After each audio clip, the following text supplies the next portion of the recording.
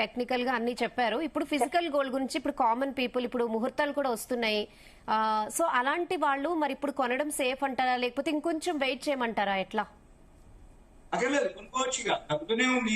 ఎంత తగ్గుద్ది ఏంటి? గోల్డ్ మీద ఏంటి? రూపాయలు తగ్గుద్ది ఏంటి? ఏదో తగ్గితే మనం కొనుక్కునేది ఎంత? మనం ఎన్ని తులాలు కొంటాం, ఎంత కొంటాం, దాని మీద పెద్ద ఎఫెక్ట్ పడదు. ఎందుకోసం అంటే తగ్గుతుంది అంటే ఒక రోజులో తగ్గదు. ఆల్రెడీ 3 రోజుల్లోనే 54% పడింది సిల్వర్. గోల్డ్ కూడా ఆ నిష్పత్తిలో ఏదైనా కానీ, ఏ కమోడిటీ కానీ, ఏ షేర్ అయినా కానీ బాగా పెరిగితే బాగా తగ్గుతుంది, బాగా తగ్గితే బాగా పెరుగుతుంది. ఇప్పుడు గోల్డ్ సిల్వర్ లో గోల్డ్ కంటే సిల్వర్ ఎక్కువ పెరిగింది కాబట్టి సిల్వర్ ఏమైంది, అదే నిష్పత్తిలో ఫాల్ అయింది. అంతకు మించి ఏం లేదు. గోల్డ్ గా పెద్దగా పెరిగింది లేదు, అంటే పెరిగింది కానీ ఈ సిల్వర్ తో పోటీగా చూస్తే పెరగడం తక్కువ. ఇంకోటి మీరు అన్నట్టు ఇప్పుడు ఇంకొక వారం రోజులేదో ఉన్నట్టుంది, 3 అయిపోయినాయి. మాఘమాసం పెళ్లిళ్ళ సీజన్ ఉంది. ఇప్పుడు ఛాయిసే. కాకపోతే ఏం చేయాలి? ఎవరైతే వీడియో చూస్తున్నారో వాళ్ళు ఏం చేయాలి? కొద్దిగా కొనేసుకోవచ్చు. తగ్గే అవకాశాలు ఉన్నాయి కాబట్టి కొద్ది కొనుక్కోవాలి. మళ్ళీ తగ్గదో వీళ్ళు ఇవాళ తగ్గుద్దని చెప్తారు, మళ్ళీ పెరగగానే పెరిగిందని చెప్తారు, వీళ్ళు అన్ని అయినాక చెప్తారని అనుకుంటారు చాలా మంది. అది కాదు. ఎందుకంటే మనం చెప్పేదంతా కూడా కరెంట్ అఫైర్స్. ఏ రోజు, ఏ రాత్రి, ఏ పొద్దున్నే ట్రంప్ ఏం నిర్ణయం తీసుకుంటాడో, ఏం జరుగుతుందో తెలియదు. మనము నిన్నటి వరకు పెరుగుతుందని చెప్పి ఇప్పుడు మళ్ళీ తగ్గుతుందని చెప్పడానికి ఏంటిది అంటే వరల్డ్ మార్కెట్లు, ఇంటర్నేషనల్ మార్కెట్లు, మనం కాదది. అందుకని ట్రంప్ నిర్ణయాలు అనుకోండి, ట్రంప్ ఫేవర్ అనుకోండి, అప్పుడు ఆటోమేటిక్ గోల్డ్ సిల్వర్ ఫాలే. ఎందుకంటే ఇప్పుడు ఎవరైతే కొత్తగా కేవిన్ వర్స్ వస్తుండో అతను అంటే ట్రంప్ బాగా దగ్గర అనమాట. ట్రంప్ ఏం చెప్తే అది వాళ్ళ ఫేవర్ గానే చేసే అవకాశాలు ఉంటాయి. అందుకని అమెరికా ఎకానమీ స్ట్రాంగ్ అవడానికి ఇప్పుడు ట్రంప్ మారిపోయింది కాబట్టి ఇంకా ప్రపంచ దేశాల్లో ఏమైనా 1-6 సుంకాలు, టారిఫ్లు ఉంటే అవన్నీ కూడా క్లియర్ అయిపోతాయి. అవన్నీ కూడా పాజిటివ్ లోకి వచ్చేస్తాయి. అందరితోటి మళ్ళీ నేను సఖ్యతగా ఉంటాను, నాకేమి ఇప్పుడు నోబెల్ శాంతి బహుమతి చేయకపోయినా నేను మామూలుగా మీ అందరితోటి ఉంటాను అంటుండే. అవన్నీ కనుక జరిగింది అనుకోండి, మళ్ళీ అందరికీ అంటే ఎక్స్పోర్ట్స్ అంటే 0 సుంకాలతోటి, కాకపోతే కొన్ని అడ్జస్ట్మెంట్లు ఉంటాయి. వాళ్ళని మనం దిగుమతి చేసుకున్నప్పుడు మరి ఎంతవరకు చేస్తారని. ఇప్పుడు సపోజ్ మనమే ఉన్నాం, మనకేమంటుండో ఏదైతే మీరు క్రూడ్ ఆయిల్ ఉందో వెనిజులా నుంచి తెచ్చుకోండి అంటుండు. ఇంకా ఏదైనా రష్యా నుంచి కానీ ఆ బెనిఫిట్స్ ఏమైనా ఉంటే వేరే చూస్తామని అంటుండు. ప్రతిరోజు ఇప్పుడు అందరితోటి ఫ్రీగా ఉంటుండు.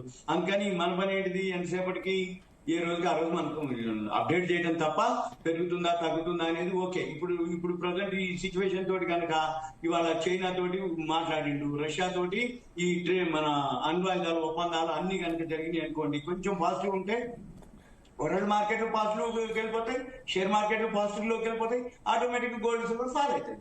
అప్పుడు ఎవరైతే కొనుక్కోదలుచుకుందో కొనుక్కోవడమే. ఎందుకంటే ఇప్పటిదాకా వెయిట్ చేసారు, మొన్నటి వరకు మనం మిస్ అయిపోయింది. ఒక వారంలోనే ఎంతో తేడా వచ్చింది మనకి. గోల్డ్ లో కానీ, సిల్వర్ లో కానీ ఫిజికల్ గా కొనుక్కోవచ్చు. లేదు ఇన్వెస్ట్మెంట్ చేసే వాళ్ళు డిజిటల్ లో ఈటీఎఫ్, గోల్డ్ ఈటీఎఫ్ ఉంది, సిల్వర్ ఈటీఎఫ్ ఉంది, గోల్డ్ బీస్ ఉంది, సిల్వర్ బీస్ ఉంది. రోజు 400 చాలు. రోజు 400 చొప్పున అంటే అమౌంట్ 3 గంటల 25 నిమిషాలకి డైలీ అది పెరగని తగ్గని గోల్డ్ ఈటీఎఫ్ ఒకటి, సిల్వర్ ఈటీఎఫ్ ఒకటి, 400 సరిపోతాయి. కాకపోతే శని ఆదివారం సెలవు వస్తుంది.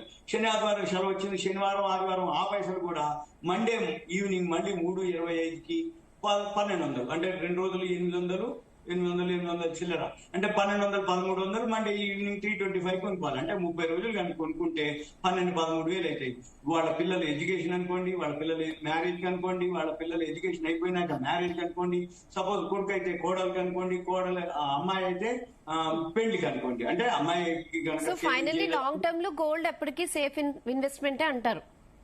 మామూలు కాదు అది 100%. ఎందుకంటే గోల్డ్ సిల్వర్ జీరోలు కావు, కానీ ఫీచర్స్ అండ్ ఆప్షన్స్ లో జీరోలు అయిపోయినాయి. అకౌంట్స్ అన్ని వాష్ అవుట్ అయిపోయినాయి. ఫిజికల్ కొన్న వాళ్ళకి దండగే ఉండదు, ఎందుకంటే ఫిజికల్ తగ్గింది. కానీ ఓవరాల్ గా మళ్ళీ కొన్నాళ్ళకి వాళ్ళ పైసలు వాళ్ళకి వస్తాయి.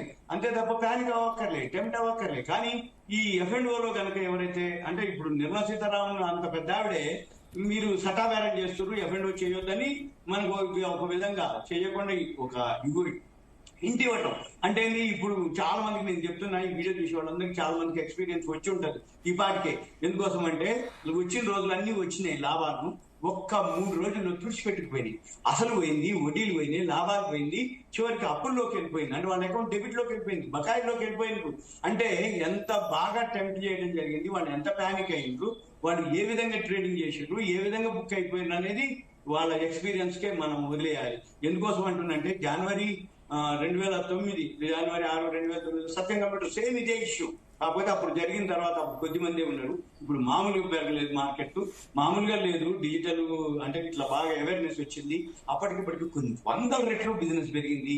అయితే ఎంసీఎక్స్ లో మార్జిన్ తోటి ఎవరైతే ట్రేడింగ్ చేసిరో వాళ్ళంతా చాలా వరకు మాక్సిమం అనమాట అవుట్ అంటే వాషౌట్లు అయిపోయిన అకౌంట్లు, వాళ్ళు జీరోలుగా మళ్ళీ ఇప్పట్లో వాళ్ళు అకౌంట్లోకి వచ్చేది లేదు, కోలుకునేది లేదు. కోలుకున్నా కానీ చాలా టైం తీసుకుంటుంది. ఒకవేళ కెపాసిటీ ఉండి ఉన్నా కానీ వాళ్ళు మామూలు రికవరీ కావటం కానీ వాళ్ళు ఇంకేదైనా జరగటం కానీ చాలా టైం అవుతుంది. ఈ ఎక్స్పీరియన్స్ తోటి అసలు గోల్డ్ అన్నా సిల్వర్ అన్నా అసలు చాలా చాలా దూరంగా ఉంటుంది. ఫిజికల్ ఓకే, ఎందుకంటే కొనుక్కురు తగ్గింది పెరిగింది అమ్మలేదు, ఓకే నేను కాదంటలేదు. ఇప్పుడు అంతకుముందు నేను మీకు ఇంకా సింపుల్ చెప్పాను, విలేజెస్ డిస్టిక్లల్లా గోల్డ్ లోన్ పెట్టి తీసుకున్నారు. నాకు తెలిసి 1,50,000 చాలా మంది కిలోలు కొన్నోళ్ళు ఉన్నారు. వాళ్ళకేం కాదు, ఇప్పటికి కూడా లాభంలోనే ఉన్నారు. కాకపోతే పెరిగింది అమ్ముకోలేకపోయినాం, పెరిగింది ఓకే మనం ఇంకా పెరుగుతుందని అనుకున్నాం. అంతకుమించి మనకైతే అసలు పైసలు దండలేదు, లాభంలోనే ఉన్నాం. కాకపోతే మళ్ళీ ఆ రేట్లు ఎప్పుడు వస్తాయో ఏమో, వచ్చినప్పుడు అయింది అని హోల్డ్ చేసేటోళ్లే ఉన్నారు తప్ప నిజంగా కనుక అసలు పైసలతోటి కనుక కొనుక్కున్న వాళ్ళకి ఎటువంటి పరిస్థితుల్లో నష్టాలు ఉండేది లేదు. గోల్డ్ సిల్వర్ జీరోలు అయ్యే క్వశ్చన్ లేదు. గోల్డ్ సిల్వర్ ఎప్పటికైనా పెరిగేదే.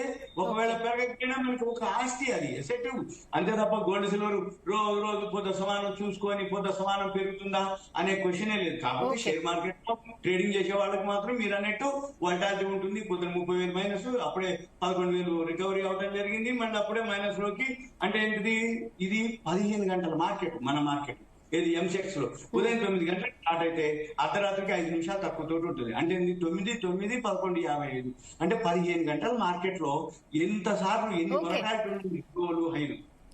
ఓకే సత్యనారాయణ గారు, థ్యాంక్ యూ. సో మొత్తానికి గోల్డ్ సిల్వర్ రేట్స్ లో ఫ్లక్చుయేషన్స్ ఇవాళది కాదు, ఎప్పుడు ఉంటూనే ఉంటాయి. కాకపోతే ఇప్పుడు ఇంకా బాగా చాలా ఆల్ టైమ్ హైక్ వెళ్ళాయి రేట్స్, ఎస్పెషల్లీ సిల్వర్, గోల్డ్ ఇప్పుడు మళ్ళీ తగ్గుముఖం పట్టాయి. అయితే గోల్డ్ కొనడం వల్ల నష్టం మాత్రం జరగదు. ఎప్పటికీ గోల్డ్ ఇన్వెస్ట్మెంట్ అనేది సేఫ్ అని చెప్తున్నారు స్టాక్ మార్కెట్ అనలిస్ట్ సత్యనారాయణ గారు. ఇది వాళ్ళ special debate. State to Zee Telugu news.